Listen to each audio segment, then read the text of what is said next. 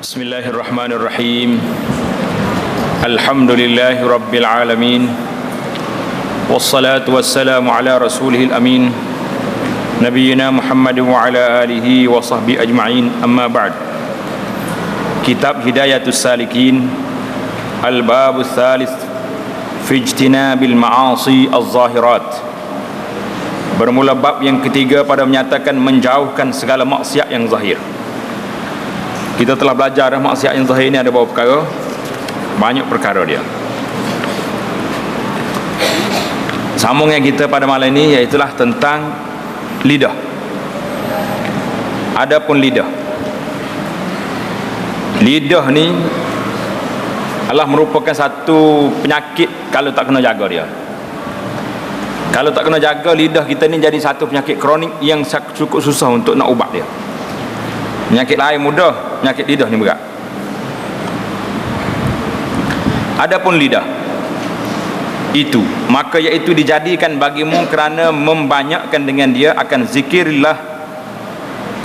Allah Ta'ala. Lidah ni tu awak jadi kita untuk apa? Untuk banyak berzikir pada Allah Subhanahu Wa Ta'ala dan membaca Quran. Zikir, baca Quran itu kerja lidah. Hak makan tu kerja dia juga, tapi hak ni hak kerja hak sebenarnya, hakikinya. Hak lain tu alat. Dan engkau tunjuk dengan dia akan segala hamba Allah Ta'ala kepada jalan yang menyampaikan kepada Allah Ta'ala di dalam negeri akhirat. Kerja yang pertama awak zikir, tanda situ. Yang kedua baca Quran. Jawatan dia yang ketiga, lidah ni untuk apa? Untuk engkau tunjukkan, engkau ajarkan, engkau bimbingkan segala manusia hamba Allah Ta'ala ini kepada jalan yang menyampaikan mereka kepada Allah. Ini kerja kita. Kerja lidahnya ketiga, ajak manusia, ngajar manusia supaya mereka ini reti menjadi hamba Allah Subhanahu Wa Ta'ala. Yang keempat, dan menyuruhkan dengan dia berbuat kebajikan dan menegahkan akan berbuat kejahatan. Kerja yang keempat lidah ni apa dia? Suruh benda baik, cegah daripada kemungkaran. Tengok benda baik, suruh orang buat. Ada benda mungkar, kita lari dengan lidah kita, jangan buat benda ni, tak baik ni, ini haram, ini perbuatan yang keji, ini perbuatan mungkar. Kita kena cegah dengan lidah. Sebab apa? Sebab cegah mungkar dengan lidah ni dia panggil darjat yang kedua. Darjat yang pertama ingkar mungkar dengan tangan. Man ra'a minkum munkaran falyughayyirhu bi yadihi. Tangan mula-mula start. Kalau tak ada dengan tangan, tak ada kuasa, dengan lidah. Lidah ni kita tegah orang mungkar, bukan makna kita jekah dia, kita topik dia, tidak. Kita lari dia, awal tak molek ni, buat hak lain lah lebih baik. Itu sudah dikira tegah mungkar. Menyuruh dengan dia berbuat kebajikan dan menegahkan akan berbuat kejahatan. Itu kerja lidah yang keempat. Yang kelima, dan dapat engkau nyatakan dengan dia akan barang yang di dalam hatimu daripada segala hajatmu dunia dan akhirat. Kerja lidah, jawatan dia yang kelima berapa dia? Untuk kita menyampaikan hasrat hati kita. Kalau kita duduk dalam hati kita royak nak mutu nak ni, lidah tak royak, orang tahu ke tidak dalam hati kita? Tahu. Tambahnya boleh tahu. Dalam hati manusia, siapa tahu? Tuhan dia yang tahu je. Allah SWT Maha mengetahui. Tapi maknanya, lidah ni tolong nyapa hajat. Hajat hati nak apa? Lidah tolong kata. Saya ni nak benda ni. Saya nak. Jadi lidah yang tolong menyampaikan hajat hati dia. Berapa dah jawatan lidah ni? Ada 5 jawatan dia. Pertama ni kita, maka hendaklah engkau peliharakan lidahmu daripada berdusta, sama ada bersungguh-sungguh atau bersenda-senda. Jaga lidah kita daripada berdusta, sungguh atau bergurau. Ini masalah sekarang ni, orang suka bercakap dusta, bercakap belawak. Dalam apa saja, cakap benar ni susah. Nak cari orang benar sekarang ni, as-sadiqin wa kunu ma'as-sadiqin, cukup payah sekarang. Maka jangan engkau biasakan berdusta itu dengan bersenda-senda. Kerana yang demikian itu kepada membawa yang demikian itu kepada berdusta yang sungguh-sungguh. Kalau kita bergorai main-main dusta, akhirnya kita akan bercakap dusta yang sungguh. Mula-mula tu main-mainnya, lepas tu dia jadi semati, kejadian akan cakap dusta. Kerana inilah kata Imam Al-Ghazali rahimahullahu ta'ala, bahawa berdusta itu ibu segala dosa yang besar. Berdusta ni merupakan ibu segala dosa yang besar. Sebab dengan dusta akan banyak kesan dia, pengaruh dia kepada benda-benda lain itu bermula daripada cakap dusta.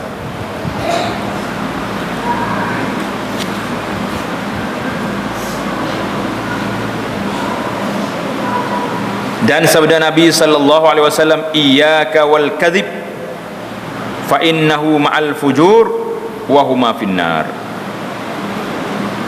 Artinya takuti olehmu akan berdusta itu, maka bahawasanya orang yang berdusta itu berserta dengan orang yang berbuat maksiat, dan kedua-duanya dalam api neraka. Berat ke tak berat? Berat. Hadis ini diriwayat oleh Imam At-Tirmizi dan Abu Daud dengan sanadnya sahih, tapi lafaz dia lain, iyyaku wal kadhib fa innal kadhiba yahdi ilal fujur. Takuti oleh kamu akan berdusta, maka bahawasanya dusta ini akan bawa kepada kejahatan. Makna dusta ni akan bawa manusia ni akan jadi jahat sebab dusta. Memang betul. Dia mula kecap lawak nipu, dia akan pergi banyak benda. Penipu yang akan berlaku dalam hidup kita. Dan lagi sabda Nabi sallallahu alaihi wasallam, innal kadhiba babun min abwabin nifaq. Innal kadhiba babun min abwabin nifaq. Apa dalam kitab lain? Min abwabin nifaq. Artinya bahawasanya dusta itu satu pintu daripada beberapa pintu munafik. Hadis ini kata Al-Iraqi, rawah Ibnu Abi Dunya, rawah Ibnu Adi. Hadis ini riwayat oleh Ibnu Adi dalam kitab dia Al-Kamil. Al-Kamil ni kitab yang mengumpul tentang orang-orang yang lemah dalam hadis dia. Mana kita tahulah hadis ini hadis dhaif. Walaupun hadis dhaif, ada hadis lain yang kuat. Nabi kata ayatul munafiqin salasah. Tanda-tanda orang munafikin itu 3. Idza haddatsa kadzab, bila dia bercakap dusta. Itu tanda munafikin. Mana ada hadis lain yang kuat. Wa idza wa'ada akhlafa, apabila dia berjanji dia tak tunai janji. Wa idza tumina khana, apabila dia terima amanah apa saja, amanah jawatan, amanah apa saja, khana, dia mengkhianati amanah tersebut. Maka ini adalah sifat siapa dia? Sifat orang munafikin. Syahdan, terkadang dusta itu jadi wajib, dan terkadang dusta itu jadi mubah, yakni harus. Tanda di tepi kitab kita tu, bila ke dusta ni kita siapa jadi wajib kena berdusta, ada juga. Mulia di ni dia kata belawak sunat, kali orang kecek dia kata ni belawak sunat, dia kata ni. Tengok dulu boleh pakai ke tidaknya kaedah tu. Dan misal yang wajib itu, contoh yang wajib kena dusta ni, contoh dia macam mana? Dan seperti ia berdusta sebab nak melepaskan orang yang hendak dibunuh oleh orang yang zalim, nak dibunuh orang dengan zalim. Maknanya orang ni memang kena zalim kau orang, kita tahu dah. Dia ni lari masuk nusuk dalam rumah kita, mari orang zalim kata mana mamak tu, pasal aku nak bunuh dia. Kita tahu dah dia ni zalim tak zalim? Zalim. Maka wajib kita bercakap dusta, kata aku tak tahu, mamak tak ada sini. Dusta kata dusta tu. Dusta wajib sebab nak menyelamatkan nyawa orang mazlum yang dizalimi oleh orang ni. Kalau tidak, nyigat dia bunuh atau apa-apa dia seksa kawan ni ke sebagainya, maka pada waktu itu kita kena bela orang zalim. Walaupun cakap dusta di sini untuk membela orang zalim jadi wajib. Itu satu. Atau hendak memeliharakan harta orang muslim,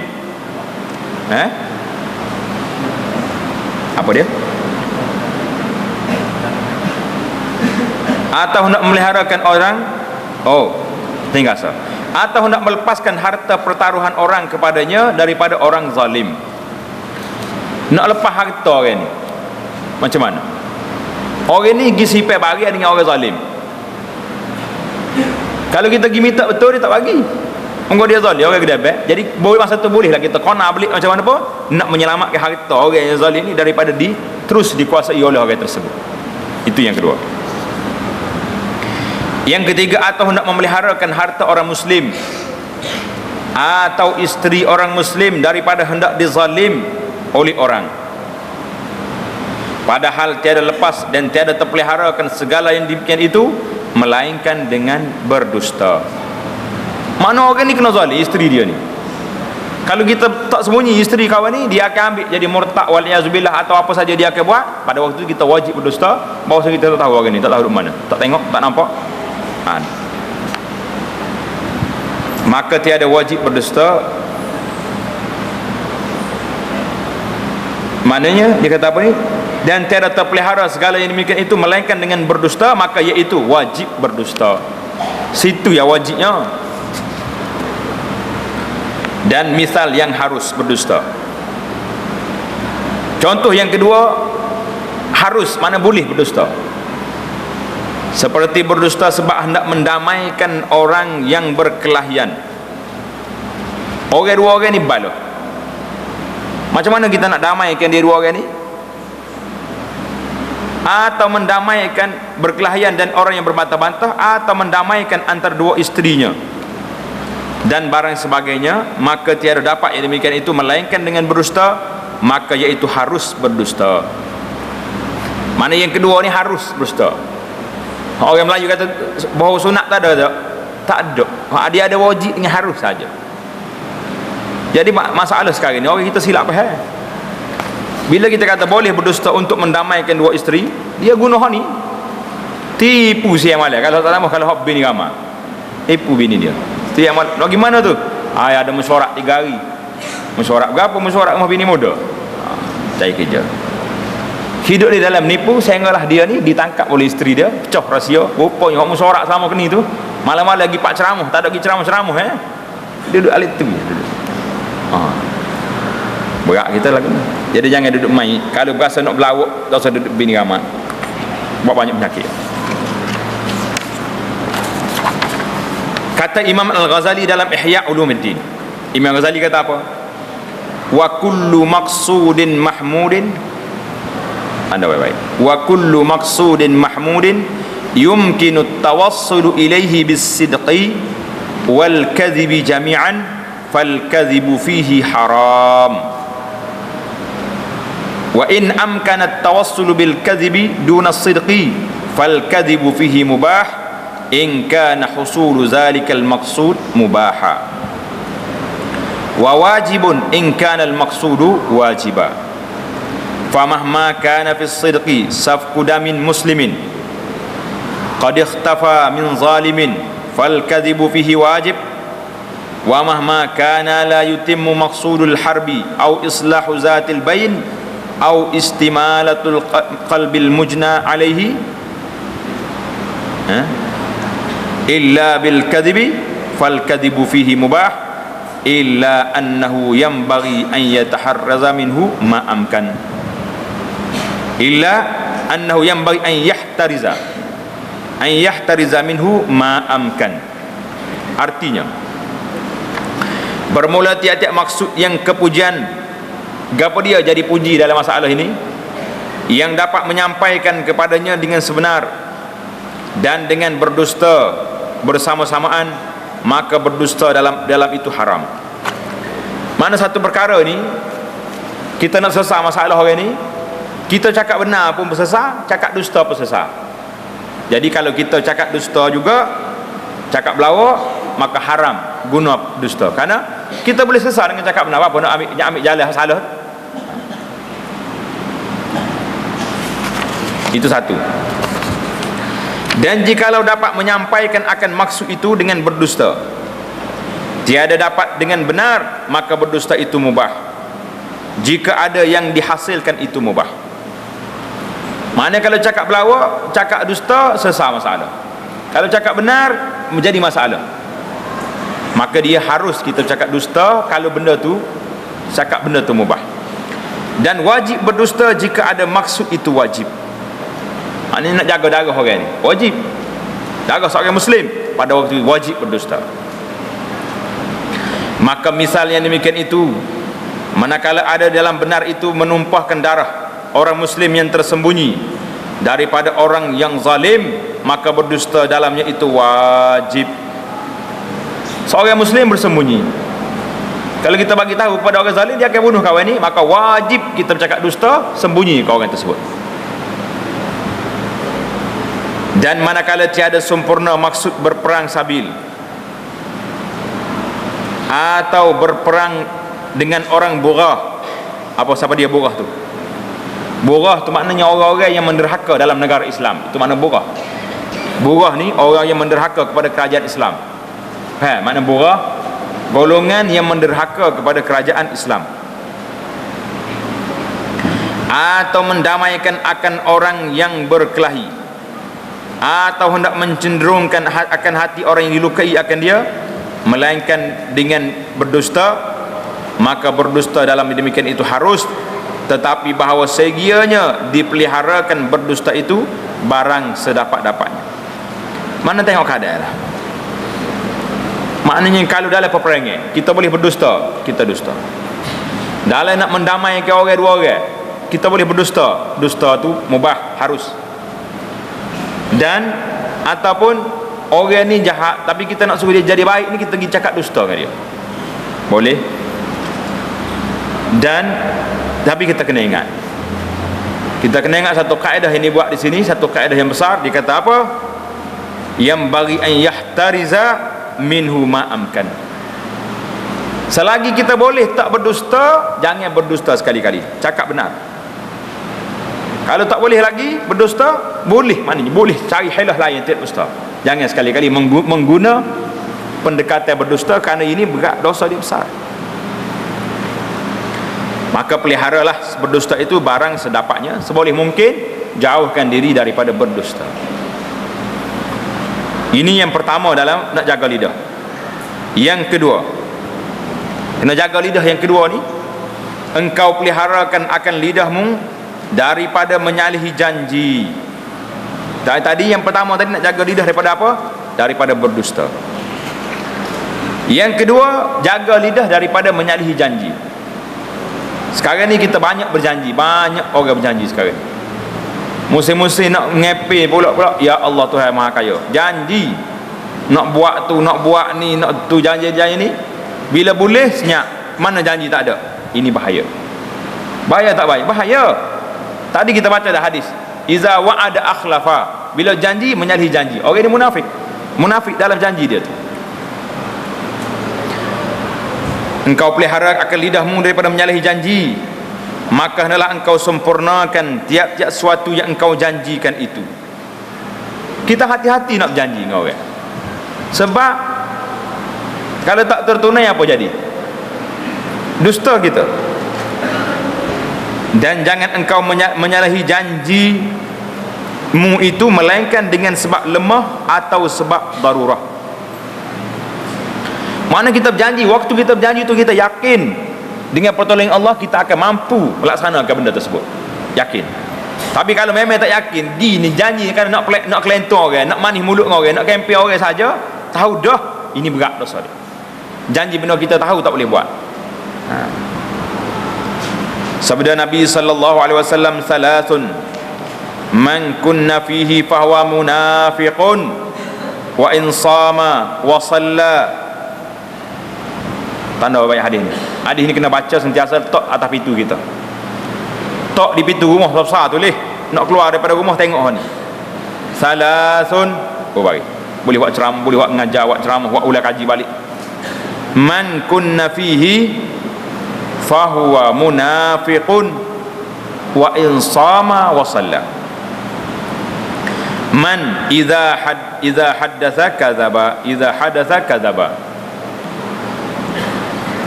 wa idza wa'ada akhlafa, wa idza tumina khana. Idza hadatha wa idza wa'ada, idza hadatha kadzab, wa idza wa'ada akhlafa wa idza tumina khana. Tanda situ. Hadis riwayat Muslim. Hadis riwayat siapa? Riwayat Imam Muslim rahimahullah dan lain-lain. Artinya 3 perkara. Barang siapa ada salah satu yang demikian itu di dalamnya, maka iaitu munafik. Dan jika ia puasa dan sembahyang sekalipun. Berat tak berat ni tengok ni. Amaran Rasulullah ni. Kalau mu ada 3 perkara dalam dirimu, walaupun mu semaya, mu puasa, tapi kamu masih lagi bersifat munafik dalam perkara ini. Apa dia? Yang pertama, seorang apabila berkata-kata maka ia berdusta. Bila bercakap, bohong. Kedua, seorang yang apabila berjanji, ia maka menyalahi ia akan janjinya. Janji orang tak tunai. Ketiga, seorang yang apabila dipercayai, diberi amanah kepadanya oleh orang, maka khianat ia akan dia. Ini sifat munafik. Idza wa'ada akhlafa, janji belawa, cakap dusta, beri amanah, usah pecah amanah. Ini sifat munafik. Wa in sama wa salla, kalau dia semaya dia puasa pun munafik lah orang ini dalam amalan dia. Yang ketiga, penyakit yang ketiga kita kena jaga, engkau peliharakan lidahmu daripada mengumpat-ngumpat akan orang. Allahu Akbar. Berat ke tak berat penyakit mengumpat ni?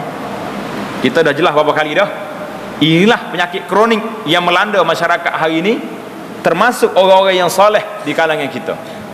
Orang yang tak soleh tu cerita dah tu luar daripada buku rekod dah. Orang-orang soleh baik-baik pun dalam masjid, dalam surau, dalam balasah, dalam tempat ceramah, dalam mana pun, penyakit ni masih lagi terkena kepada kita.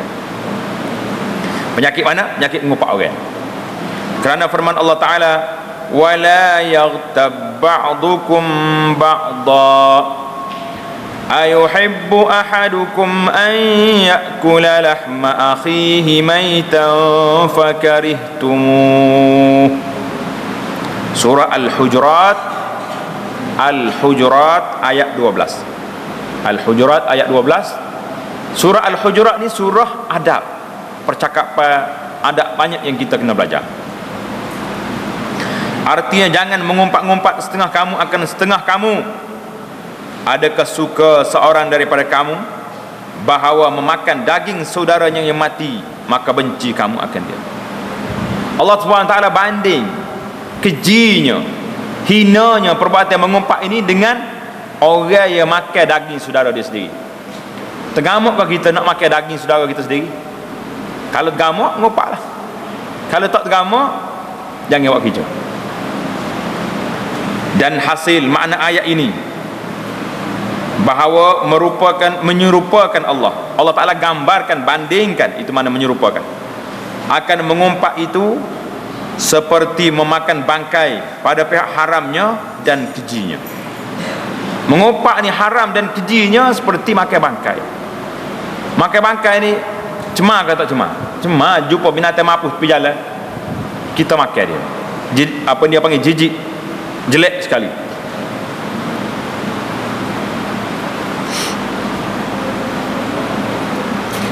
Dan diriwayatkan daripada Nabi sallallahu alaihi wasallam, iyyakum wal ghibah fa innaha ashaddu minaz zina fa innar rajula qad yazni wa yatub fa yatubullahu alaihi wa inna sahibal ghibah la yughfaru lahu hatta yaghfira lahu sahibuha.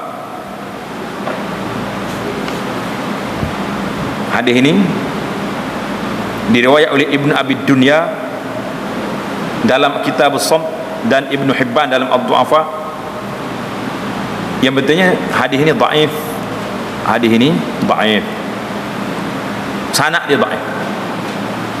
Artinya, takuti oleh kamu akan mengumpat itu, maka bahawasanya mengumpat itu terlebih sangat jahat daripada zina. Jadi mengikut riwayat ini, mengumpat ni jahat pada zina lagi. Mereka kerana bahawasanya seorang yang laki-laki terkadang berbuat zina, tersalah buat zina, maka taubat ia, maka diampuni Allah Ta'ala atasnya. Orang zina dia taubat, Tuhan ampun dosa dia. Dan orang yang mengumpat itu tiada mengampuni Allah baginya, melainkan mengampuni baginya oleh orang yang kena umpat itu. La ilaha illallah. Berat ke tak berat penyakit ngumpat? Berat ke tak berat tuan-tuan penyakit lidah ni? Berat. Maknanya kita kena pergi minta maaf dengan orang yang kita umpat. Minta maaf lah sahabat kita, sahabat minta maaf lah ambang ngumpat. Berani ke kita nak pergi minta maaf? Tak berani. Kata orang berani, tak nak minta maaf tak berani. Dan lagi sabda Nabi sallallahu alaihi wasallam, marartu lailata usriya bi ala qaumin yakhmishuna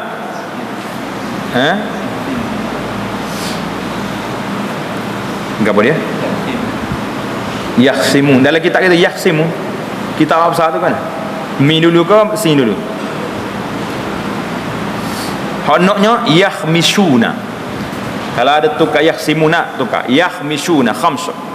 Duduk garu muka ni. Baiki kita.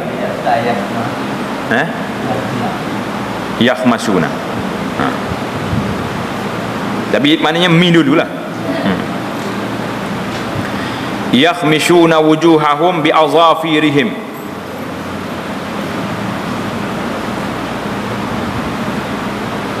Faqultu ya Jibril man haula?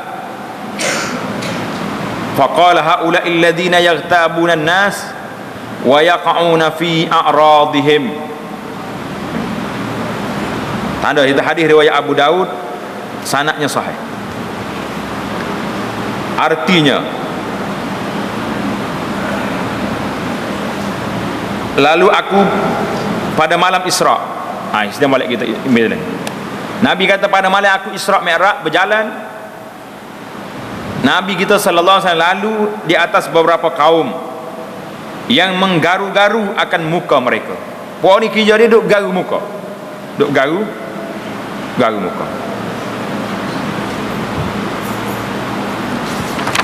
Dengan kuku mereka. Dia garu muka dengan kuku dia sendiri. Maka aku berkata, hai Jibril, siapa itu? Siapa dia ni? Orang duk garu muka ni, siapa yang malaikat Jibril? Maka katanya, mereka itulah yang mengumpat akan manusia dan menjatuhkan mereka itu dalam kemaluan orang. Mana orang ni? Orang yang duduk mengumpat. Yaghtabunan nas wa yaqa'una fi a'radihim, duduk mencela sifat kehormatan diri seorang. Tulis apa? Kemaluan itu tulis itu kehormatan diri. Kalau bahasa Melayu ni kemaluan makna lain. Kemaluan itu maknanya kehormatan diri. Tanda menurut bahasa orang duk guna lah ni. Kalau orang luar dia dengar dia kata apa gitu. Maknanya orang ni kerja dianya duduk mencela kehormatan orang ni. Orang Muslim. Jadi apa satulah dari kiamat esok duduk garu muka dia dengan kuku dia sendiri. Berat. Pasal itulah kita selalu sebut penyakit kita ni penyakit apa ni? Penyakit berat. Berat ke tak berat penyakit? Dan kata Imam Al-Ghazali rahimahullahu ta'ala,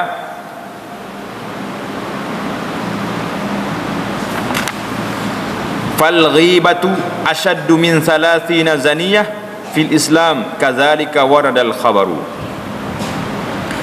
Artinya, maka mengumpat itu terlebih sangat jahat daripada 30 zina dalam Islam. Demikianlah sudah warid, sudah tersebut dalam hadis Nabi sallallahu alaihi wasallam. Bermula makna mengumpat itu. Makna mengumpat ni apa dia? Tanda baik-baik itu. Takrif mengumpat. Kalau orang tanya gapo gak takrif dia ni mengumpat ni, apa takrif dia? Kita kena tahu takrif. Baru kita takut nak buat. Kalau buat lagu ni mengumpatlah tu. Bahawa engkau sebut akan manusia dengan barang yang dibencinya akan dia, jika didengarnya, sama ada engkau sebut akan sifat kekurangannya pada badannya, atau perkataannya, atau perbuatannya, atau agamanya, atau dunianya, atau apa tu, kainnya, atau rumahnya, atau binatangnya, atau bangsanya, atau barang sebagainya, maka sekalian yang demikian itu dinamakan mengumpat lagi zalim, dan jika ada engkau sebut itu benar sekalipun. Jelas ke tak jelas takrif mengumpat? Gapo dia takrif mengumpat? Hak kata dosa mengumpat ni, mengumpat iaitulah kita sebut akan manusia perkara yang dibencinya. Mana kalau kita kata benda ni, kalau tuai dia dengar dia benci, tu makna mengumpat dalam tu. Mengumpat ni makna sebut hal orang lain, kalau tuai dia dengar dia tak suka, itu makna mengumpat. Kalau kita puji dia, Muhammad tu Masya Allah, amo tak raja lagi tengok dia marah ke orang, tak raja tengok orang minta sedekah dia tak beri, tak raja tengok rumah dia ni kosong, tak ada mana derma semua. Kalau dia dengar dia marah ke dia suka?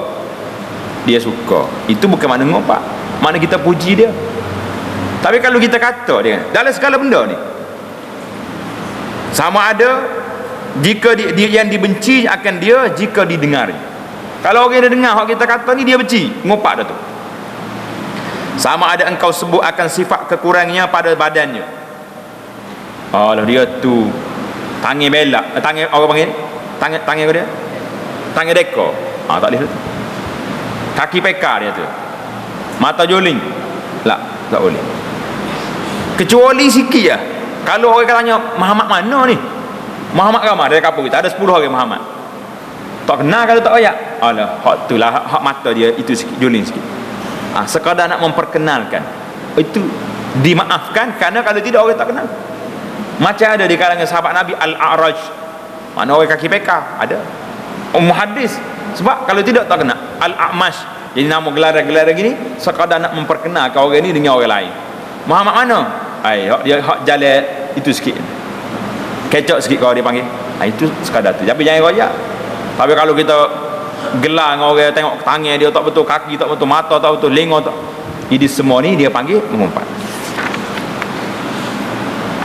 Atau perkataannya mamak gagak kita panggil, gagak dia gelar orang bahasa gagak. Tertuai dengan marah dia kata apa, dia bukan nak, dia kata dah jadi lagi nak pun terima. Tapi kalau orang tak kenal royak dia bahasa mana ni, dia tu royak sarah pun tak kenal juga. Allah, hak kecek gagak tu kenal sekat tu ya boleh. Sekadar nak memperkenalkan, tak bukan nak nganyi dia, nak kenal orang, pasal orang tak kenal dia. Ramai berdoa orang nama begini, itu saja. Atau perbuatannya, jalan dia lagu mana, atau agamanya, kita gelar dalam agama dia begini. Mama mana? Mama awak jawab Fatihah walad dolin itulah. Tak ni. Dia lidah kerah dah, tak nak betul dah dia nak pun. Kecuali dia tak ngaji.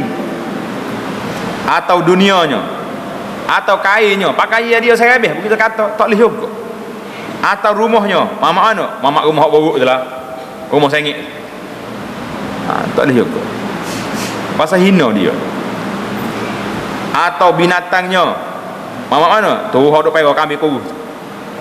Atau bangsanya, atau barang sebagainya, semua sekali ni, maka sekalian demikian itu dinamakan mengumpat lagi zalim, dan jika ada yang kau sebut itu benar sekali. Benda ni benar semua, tapi sudah jadi mengumpat.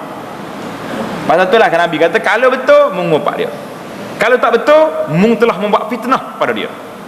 Dua-dua salah belaka. Kalau tak betul, benda kita kata sana tak betul, itu dia panggil buat fitnah. Kalau betul jadi mengumpat. Jelas ke tak jelas pada kita? Bahaya lidah ni cukup bahaya ke tak bahaya? Amat bahaya. Mengumpat ni berat dah kita dengar saat ni, berapa kejahatan dah.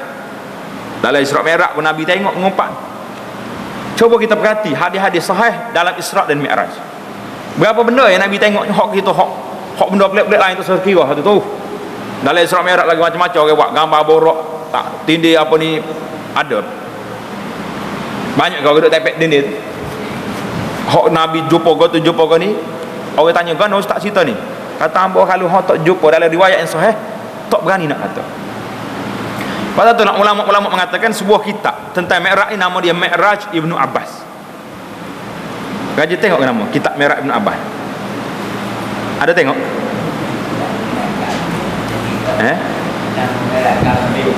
Tidak Mi'raj Kabir, Mi'raj Ibnu Abbas. Ada sebuah kitab dia tulis nama Mi'raj Ibnu Abbas, tanda awak. Kitab ni kitab palsu ni. Oh, dalam tu cerita Mi'raj pelik-pelik. Pergi baca dalam kitab mana pun, orang yang tulis tentang fiqh sirah dia kata amaran. Di antara Syekh Al-Buti, orang ulama Syria, dia tulis dalam kitab fiqh sirah dia, aku bagi amaran kepada kamu, jangan sekali-kali baca Mi'raj Ibn Abbas ni, kerana dalam ni hadis palsu saja. Kita nak menakutkan orang, biarlah hadis-hadis hadis sahih ada. Apa yang nak cari benda-benda hak pelik-pelik nak tunjuk dia? Kalau tak ada nak macam mana? Habislah kita faham ada makna mengumpat, amaran keras tentang mengumpat. Lepas pada ni kita nak bincang pula tentang berapa perkara yang boleh apa ni? Yang boleh kita cakap hal orang. Ada beberapa perkara. Ini perhati baik-baik. Syahdan, terkadang mengumpat itu diharuskan oleh syarak. Maknanya mengumpat itu dibenarkan, diharuskan dan dibenarkan oleh syarak jika membawa maslahah pada syarak, iaitu pada 6 tempat. Mengumpat ni boleh, kita sebut hal orang ni boleh dalam 6 perkara, 6 tempat. Tanda betul-betul. Yang pertama, mengata akan kejahatan orang yang menzalim akan dia kepada qadi. Kita pergi jumpa tuan qadi, tuan yang amat arif, mamak tu zalim kepada saya. Ngumpat ke tak ngumpat? Ngumpat dah tu. Hidup royak korang dia tu zalim. Tapi boleh di sini untuk apa? Supaya dihukumkan oleh qadi atau qadi menzalim akan dia, maka diadukannya akan kejahatan itu kepada sultan supaya dihukumkan oleh sultan akan qadi itu. Manakala tok qadi ni jatuh hukum ya hak pada dia, dia boleh mengadu kepada sultan, kepada khalifah, bahawasanya qadi di mantikah fulan telah ngenak pada saya. Boleh juga. Tanda di manakah tempat yang pertama kita boleh sebut hal orang, iaitulah apabila kita angkat dakwa satu-satu kes kepada qadi, kepada mahkamah, ini tidak namakan mengumpat. Walaupun kita sebut hal orang, sebut hal orang tak sebut hal orang, sebut. Sebab kalau kita tak bawa kes ni ke qadi, macam mana tok qadi nak tahu? Yang kedua, mengata orang yang berbuat kejahatan sebab mungkar akan dia, supaya meninggalkan ia akan berbuat maksiat. Kita tengok orang ni duk ajak orang berjudi, duk ajak orang main saham hak tak betul ni, duk ajak orang pinjam duit riba alun. Kita boleh goyak kepada orang, hey, mu jangan saing dengan mamak tu, kerana hak dia buat tu mungkar. Dia hak apa ni, dia duduk kepel orang masuk jualan langsung dia ni, semua ni adalah jualan-jualan yang tidak sah ikut syariat. Kita boleh goyak. Yang ketiga, sebab meminta fatwa kepada mufti. Kita pergi jumpa Tok Mufti, Tuan Mufti yang sahibus samahah, seperti katanya kepada mufti bahawa si fulan menzalim akan daku. Apa hukumnya? Dan apa jalannya yang melepaskan daripada zalimnya itu? Kita pergi minta fatwa dengan Tok Guru, kau dengan siapa? Tuan Guru, orang ni zalim pada saya, macam mana saya nak buat, nak selesaikan masalah saya dengan dia? Ini juga tidak nama mengumpat, kerana kita nak minta pandangan daripada orang. Tapi jangan pergi royak kedai kopi, orang tu tak selesai masalah. Kena pergi jumpa orang yang berautoriti, orang yang ada kemampuan untuk selesai masalah kita. Yang keempat, sebab menakutkan akan orang yang hendak bersahabat dengan orang yang fasik atau orang yang zalim. Maka katanya, jangan engkau bersahabat dengan si fulan itu kerana ia fasik. Fasik ni tak jauh lah orang jahat, atau kerana ia zalim, atau perbuatannya itu sangat jahat. Contohnya orang ni hina Islam. Dia kata orang kalau mengikut Islam ni tak maju, macam-macam dia kata Islam. Kita boleh nasihat kepada orang, hey, mu jangan pergi ngaji dengan ustaz tu, sebab dia kata Islam ni tak baik. Ustaz gapo Islam tak baik? Dia mengajar agama. Jadi kita boleh bagi peringatan kepada orang supaya berhati-hati daripada orang fasik ataupun berkawan dengan orang zalim, sebab kita terjebak sama dalam kezaliman. Berapa dah? 4. Yang kelima, hendak memberitahu akan nama orang yang tiada diketahui. Dia ayat dah sini. Hendak memberitahu akan orang yang tiada diketahui, melainkan dengan disebut akan aibnya itu. Seperti katanya si fulan itu buta. Hak mana dia kata ni? Allah, hak tak nampak mata, hak buta. Jadi kita kata kau itu buta, tapi nak memperkenalkan dia. Atau capek. Apa dia capek? Cepek ni apa? Tangan apa ni? Atau tempang. Orang ni jalan tak betul, tempang tu. Hak mana? Hak kecok tu lah. Mana sekolah dati. Atau dungung. Hak mana? Hak tak cerdik tu lah. Kurek upaya, orang panggil OKU tu. Dia tu.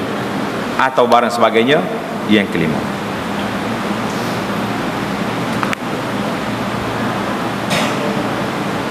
Yang keenam, menyebut akan kejahatan orang yang masyhur dengan fasik, atau masyhur dengan zalim, atau masyhur dengan berbuat zina, atau minum arak, atau mencuri, atau barang sebagainya. Mana orang ni memang masyhur benar dah, dia ni kerja dia dah zina, merapah harta orang, ngenak orang. Jadi kita boleh royak pada orang supaya orang berhati-hati dengan dia. Kalau tengok dia ni mari masuk kampung kita, royak kau jangan sign dia tu, sikit lagi kena tipu mu. Itu salah satu. Termasuk dalam perkara ini juga, dalam masalah ini juga, kalau orang nak mari minta, orang kampung lain mana mari minta anak dara dalam kampung kita ni, kebetulannya kita kenal dia tu. Siapa dia minta anak demo saat ni? Dia kata nama sekian-sekian, duduk kerja sekian, kita kenal dia. Kita kena wajib, kita kena bagi tahu, jangan terima. Budak ni saya kenal dia. Pernah jumpa dia di pusat serenti, orang penagih dadah umpamanya. Atau orang ni pernah ditahan di mana-mana, pernah nipu orang, kita kena bagi tahu.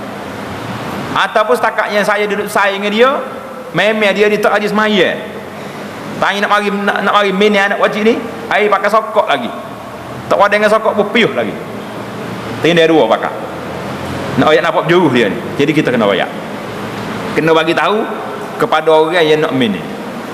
Masalah sekarang ni, siapa dia nak tanya kita kan? Mamak tu mari bini anak saya ni, tak tanya dah maya ke tak maya, tanya ke tak tanya dah ni, tak apa nak tanya. Hak tanyanya kerja gapo dia tu. Kerja sedak tu, kontraktor besar ni.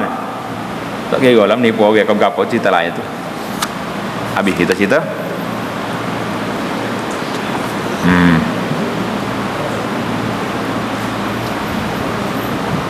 Keempat, habis dah kita ni perkara-perkara yang dibolehkan, apa dia? Kita sebut hal orang. Maknanya bukan makna mengumpat yang sebenar. Boleh sebut hal orang ni dalam ni perkara, tanda molek. Yang pertama apa dia?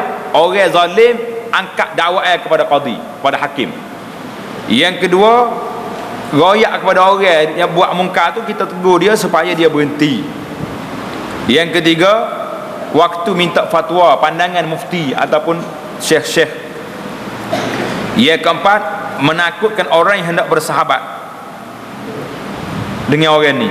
Dia kata, mu jangan sayang dia ni, orang ni orang fasik ni, jangan mu terima anak dia ni, anak mu ke dia, tak payah pakai anak kita malah maya dah. Yang kelima, nak memperkenalkan orang tu, tak kenal kecuali dengan kita sebut aib dia. Orang ni ceriga sikit, cacat sikit, ada parut muka, gapo-gapo saja, kita kata itu boleh. Yang keenam, apa dia ni? Menyebut akan kejahatan orang yang masyhur. Memang orang ni masyhur, dia pasti masyhur, dia rasuah. Maknanya kalau orang kontraktor mari nak ambil, bahal kita royak kau jangan bui dia ni, berapa buah rumah dah dia buat utuh habis. Orang bersemi 20 bit, dia ber 15. Besi 2 hong, besi 4 hong, dia ber 2 hong, jadi utuh bangunan. Kita kena royak. Ini orang zalim yang kita boleh cerita hadiah kepada orang lain untuk nak amaran kepada orang ini supaya berhati-hati dengan orang tersebut. Yang keempat, tak habis lagi kita ni. Engkau pelihara akan lidahmu itu daripada mirak. Apa dia mirak? Mencela. Perkataan orang dengan membantahi akan dia dan membenar akan dirinya. Ini orang suka berbantah. Maka jangan kita guna lidah kita ni untuk buat bahas dengan orang, batah dengan orang, tak kira benar ke salah ke, yang penting kita nak bahas. Ini satu kesalahan juga yang perlu kita kena ingat. Perbahasan dia ni panjang juga ni. Jadi insya-Allah taala kita akan sambung dalam jalsah kita yang akan datang, insya-Allah. Subhanakallahumma bihamdika asyhadu an la ilaha illa anta astaghfiruka wa atubu ilaik. Subhanakallahumma bihamdika asyhadu an la ilaha illa anta astaghfiruka wa atubu ilaik. Wa sallallahu wa sallam wa barak ala Muhammad wa ala alihi wa sahbihi ajma'in. Alhamdulillahirabbil alamin.